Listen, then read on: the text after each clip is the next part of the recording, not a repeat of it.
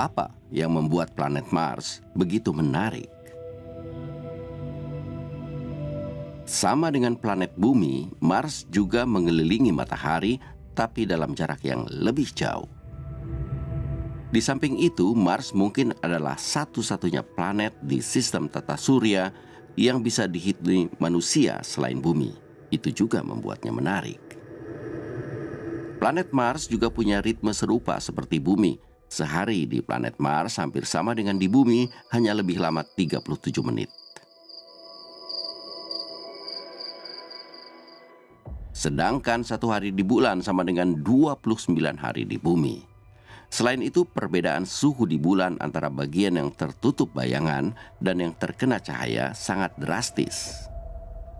Berbeda dengan Bumi dan Mars, bulan tidak punya atmosfer yang membuat suhu tinggi dan rendah seimbang.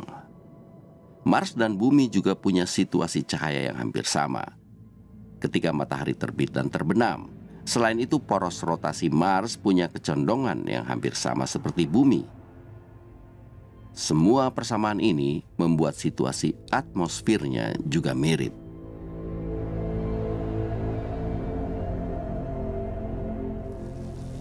Atmosfer Bumi sebagian besar terdiri dari nitrogen dan oksigen. Bumi adalah satu-satunya planet di tata surya yang punya air yang mengalir di permukaan.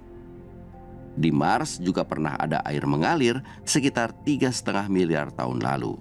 Ketika itu, iklim di Mars lebih ramah untuk kehidupan.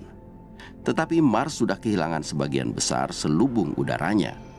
Karena aliran partikel dari matahari lambat laun menguliti bagian luar atmosfer Mars. Di Bumi, sebagian besar atmosfer dilindungi medan magnet. Ketebalan atmosfer Mars saat ini hanya 1/100 dari Bumi, dan planet yang dulu ramah bagi kehidupan itu sekarang menjadi padang es yang kering. Di Mars, air hanya ada dalam bentuk es atau uap.